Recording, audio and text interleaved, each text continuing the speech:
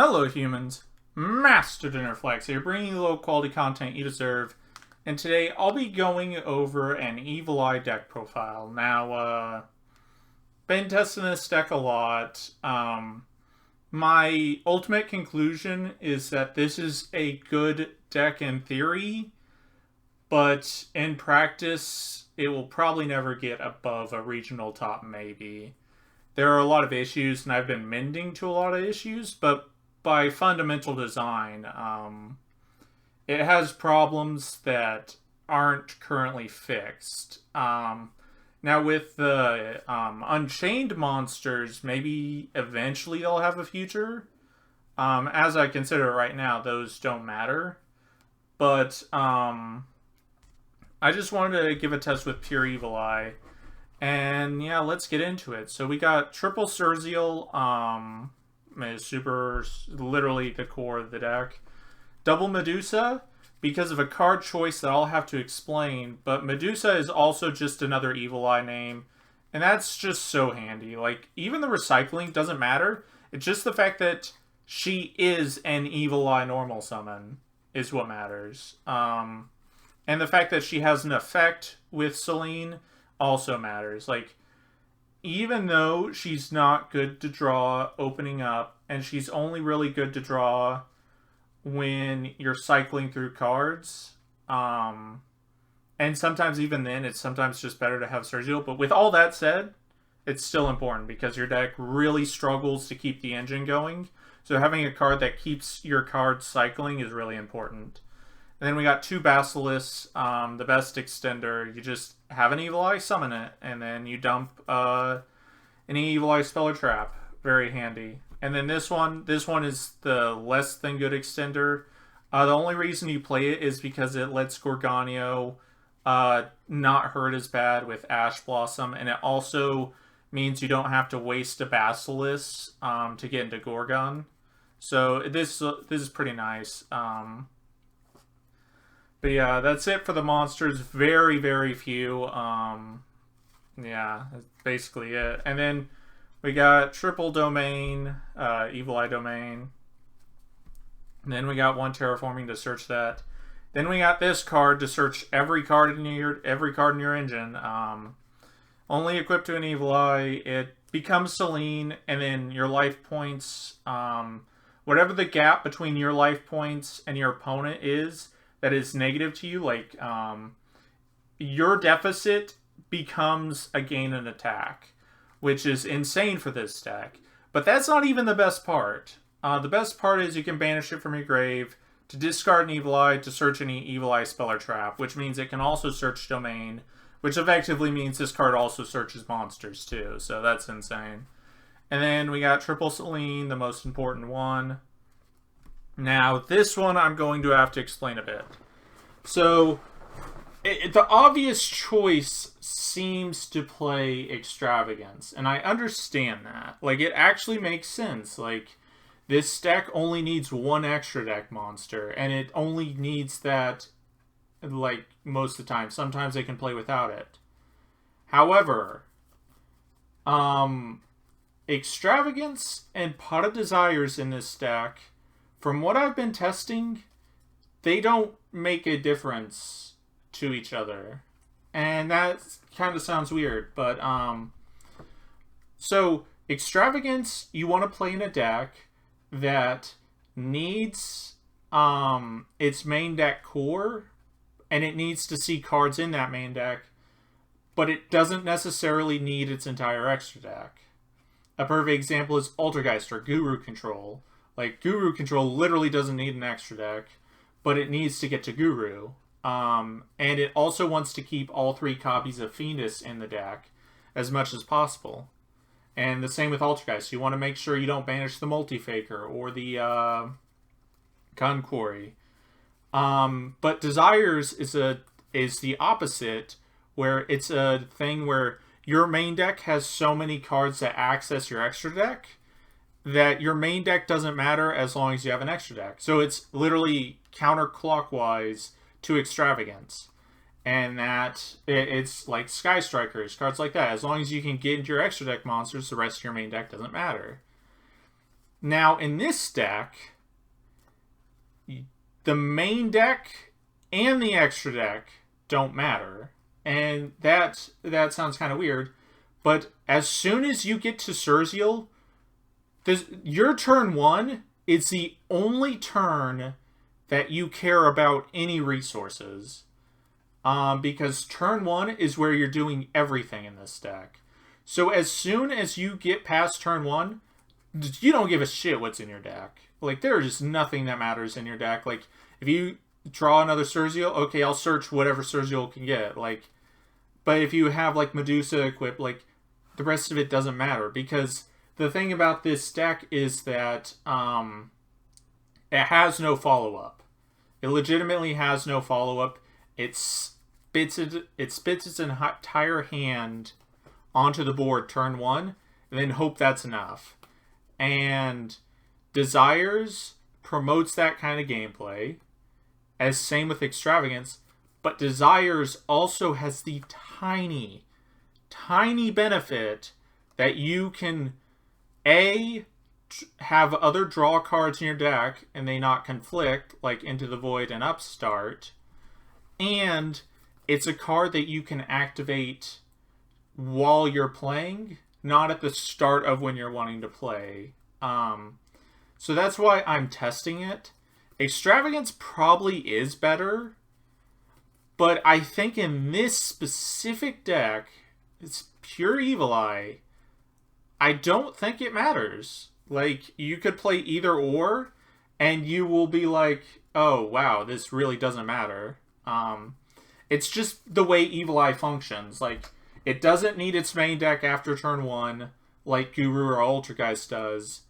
And it doesn't need its extra deck like Sky Striker does. So it's like, okay, so maybe I could play both if it was possible. But yeah. The reason I wanted to test Desires is because I wanted to add Into the Voids and Upstart in this deck. Because I was just looking for any consistency boost. Like, this deck is already really consistent, but the consistency is not really why I want the draw power. The reason I really want the draw power is because the deck needs follow-ups, which the deck suffers of having none. So, like, once you get past turn 1, your engine isn't doing anything anymore. What your core deck does has already done it, and you're doing nothing. You're top decking effectively. But if you're top decking Pot of Desires, Pot of Extravagance, that could actually get you back into your engine. So yeah, either or works. The only benefit Desires has is that you can play other draw cards. Well, Extravagance has the benefit of just being better than Pot of Desires. So, if that makes sense, I've rambled on long enough about the difference between these two cards. So let's go back into the deck. We got Triple Duality. So, while your turn 1... So, usually Duality is kind of weird in decks like this, where your turn 1, you want to see Duality. Like in Altergeist, in Guru, or like in... even like weird decks like Teller Knights, like Pot of Duality is the card you want to see turn 1 and then never again. But in this deck, it's actually the exact opposite. Turn 1 is where you're doing all your special summoning, where you're going off. And then every other turn after that, if you're top decking a Duality, that's insane. Like, this card is insane to top deck in this deck, where it isn't as great to open as much. Now, you can open this card, and it's a great consistency boost. It just means you're not going into Gorgon turn 1, you're just ending with Surzeal. That's the only difference. So, drawing this card in your opening hand makes your first turn play slightly worse, but it makes having this in your deck makes every other turn that much better. And like, while this deck can close out games really fast, it can also just not do that. And it can also just lose to Ash Blossom. So having cards like Pot of Desires after your Surgelow gets ashed, or Pot of Duality, is so powerful against like hand traps, because you still have a way to get to the cards you're trying to get to. And speaking of that, I said earlier that this deck literally just throws its hand on the board turn 1, so it seems like good Into the Void is a good choice. And then we got Upstart Goblin. And then for the final draw card is Evil Eye Repose. When it's activated, you banish an Evil Eye card from your grave, draw 1 card. That's cool and all, but that's not really what's interesting about this card. Its other effect is that your Evil Eye is equipped with Selene. They become DD Warrior Ladies. That's also not important. The really interesting part about this card is when it's destroyed by a card effect, you can recur back 3 of your banished Evil Eye cards to the graveyard. And that's really cool with a card like this, because it just means if you draw an Evil Eye card, after you destroy this, you can toss it and get back into your engine. So that's pretty cool. Then we got 2 MSTs. This could deal with back row, but most of the time I use it to destroy my own field spell or my own repose, because it is a combo piece, while at the same time it also just has a utility to out back row. So that's pretty fun. And then for the last 2 cards, Foolish Burial Goods.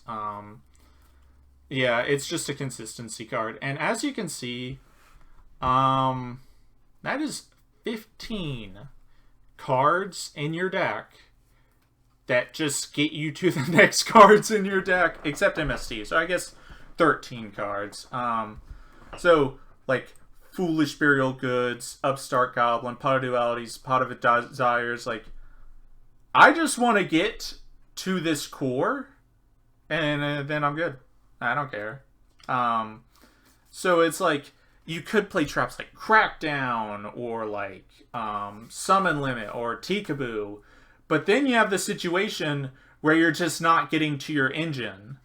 And if that's the case, then those cards don't matter. Traps only work if you're playing the game. And while traps can delay you from losing the game until you get to your engine, I'd rather just play cards that say, hey, just get to your engine immediately instead. So, yeah. That's why there's so little traps in here, too. We just got 3 Retribution, 1 Defeat. Defeat is insane. Then 3 Impermanence. Like, very, very simple traps. Like, there's so much draw power in here. And all your like, these traps are all searchable, too. And the monsters you're summoning are traps, effectively. So it's like, you don't really need that much. And, yeah. Not much to say about that. The side deck, whatever you want. And then triple Gorgon and 1 Surzeal. The only things that really matter, everything else is up to you, except deciding super poly targets. Ooh. And then, yeah. So I got a test hand to show you. So, this Desires the Extravagance, like, it's just whatever. So this is an opening hand. I'm going to fast forward. We're going to activate Desires, draw 2. And then we got Foolish Goods. And, like, here's what I was saying earlier about, like, the Pot of Desires. It just, like, Desires and Extravagance just, they could be either or in this deck. And it's really funny because I don't think any other deck can do that. But we banished 10, sent Gorgonio, tossed the Familiar, and then now we go ahead and search Domain. And then that searches Surzeal. Surzeal is going to search Defeat. I accidentally searched Retribution here. So now we summon back that Familiar. And then that makes Gorgon. We activate Into the Void. Now we get an extra draw at the cost of losing our hand next turn. Oh no, what will we ever do to prevent that? I got an idea. Let's set 5. Yay. And yeah, that's basically it. Like, I don't even remember what was banished face down. I just remember that it had no impact, which is funny. So yeah, that's basically it. Thank you all for watching. Hopefully you enjoyed this video. And I'll be going over an Unchained version soon, just because this Evil Eye deck is actually pretty cool. I think Gorgon's an insane extra deck monster. But yep, that's about it. Thank you all for watching. And remember, Master of Interflax will take your soul.